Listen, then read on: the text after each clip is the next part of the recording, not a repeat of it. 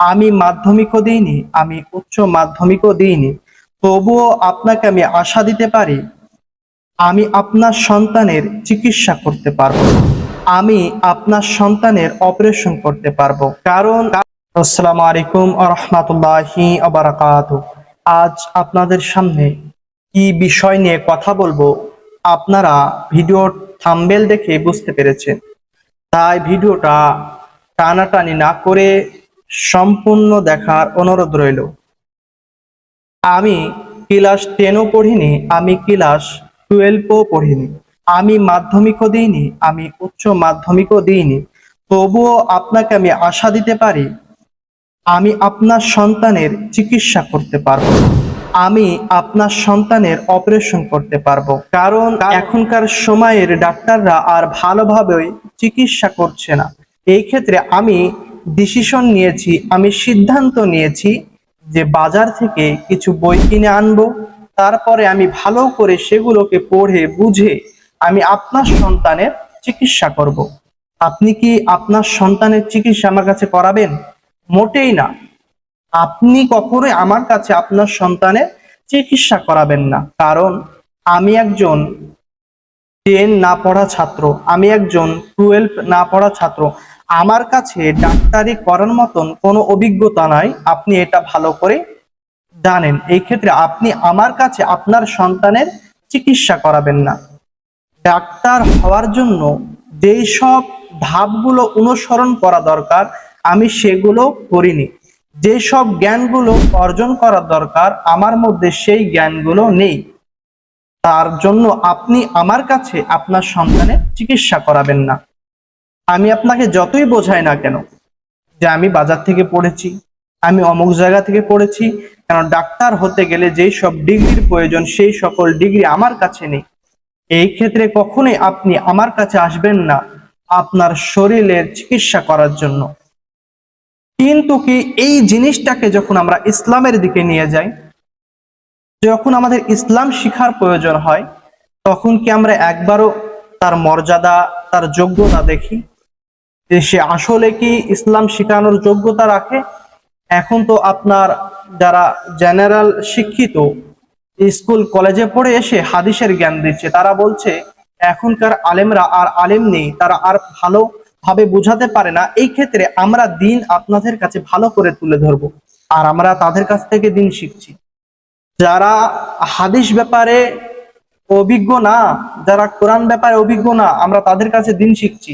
যেমন আমি ডাক্তার হওয়ার জন্য যে সকল যোগ্যতা দরকার সে সকল যোগ্যতা নাই আমার মধ্যে। এই ক্ষেত্রে আপনি আপনার সন্তানের চিকিৎসা করবেন না। তেমনই একজন আলেম হওয়ার জন্য যে সকল যোগ্যতা দরকার সেগুলো যদি তার মধ্যে না থাকে, তার কাছ থেকে দিন শিখা মানে ফিতনা, তার কাছ থেকে দিন শিখা মানে ফিতনার মধ্যে পড়া। আমরা যাকে মন চাই তাকে দিনের লিডার বানিয়ে দিচ্ছি, তার ব্যাপারে আমরা ভাবছিও না।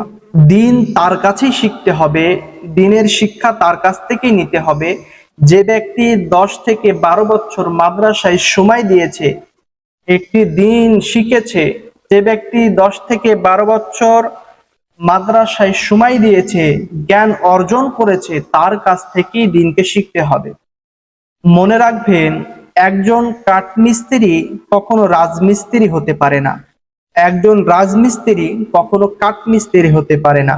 কাঠমিস্ত্রি যদি বলে আমি রাজমিস্ত্রিকে কাজ করতে দেখেছি, তাকে ছাদ ঢালাই করতে দেখেছি, তাকে আমি ইটকুলে সারিবদ্ধ করে গাঁথতে দেখেছি, তাকে আমি সেন্টারিং করতে দেখেছি, এই ক্ষেত্রে আমি আপনাকে আশা দিতে পারি যে আমিও এই রাজমিস্ত্রির মতনই কাজ করে দিতে পারবো। এটা যখন সে বলবে আপনি কি বিশ্বাস করবেন?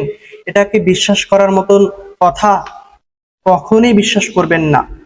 কেননা তাকে ওই কাজ করার জন্য প্রশিক্ষণ নিতে হবে, তাকে শিখতে হবে, তাকে সময় দিতে হবে ওই বিষয়ে, তারপরে তিনি একজন রাজমিস্ত্রি হতে পারবেন।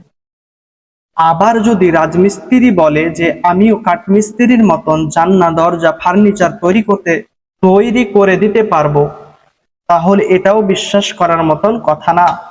কারণ তাকেও এই বিষয় শিখতে হবে, জানতে হবে, তারপরে সে সেই কাজটি করতে পারবে। দিন ইসলাম ওই ব্যক্তির কাছে শিখতে হবে যে 10 থেকে 12 বছর মাদ্রাসায় সময় দিয়েছে, মাদ্রাসায় দিন হাসিল করেছে, কোরআন বিষয়ে পড়েছে, হাদিস বিষয়ে পড়েছে, তার কাছ থেকে দিন শিখতে হবে। দিন এমন কোনো লোকের কাছে শেখা যাবে না যে গুগল থেকে পড়েছে, যে চ্যাট জিপিটি থেকে পড়েছে, যে জেমিনাই থেকে পড়েছে, যে গ্রোক থেকে পড়েছে। এমন কোনো ব্যক্তির কাছে দিন শেখা যাবে না। দিন তার কাছ থেকে শিখতে হবে যার কাছে দিন শেখানোর মতন যোগ্যতা আছে, যার কাছে দিনের জ্ঞান আছে, তার কাছ থেকে দিন শিখতে হবে। আমরা যখন দুনিয়াতে চলার জন্য যে সকল শিক্ষার দরকার হয় সেগুলো শেখানোর জন্য আমরা ভালো স্কুল, ভালো কলেজ খুঁজি, যাতে করে আমার সন্তান ভবিষ্যতে মূর্খ না হয়।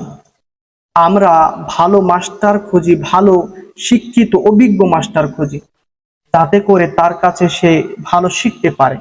যখন এই বিষয়টা দিনের দিকে আসে, তখন আমরা যাকে পাই তাকে দিনের লিডার বসিয়ে দিই, তার কাছ থেকে দিন শিখি। এটা কি অন্যায় না? এটা কি খারাপ কাজ না? আপনি দিন শিখবেন তার কাছে যে দিন শিখাতে পারে, যার কাছে দিন শেখানোর মতন যোগ্যতা রয়েছে।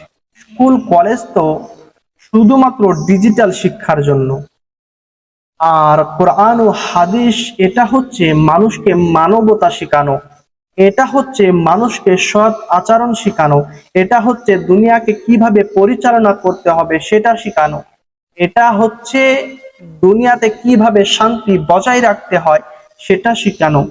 এত বড় দায়িত্ব ইসলাম যখন শিকার প্রয়োজন হয়, তখন কেন আমরা একজন না জাননেওয়ালা, একজন ডিজিটাল শিক্ষার অর্জনকারীর কাছে দিন শিখবো?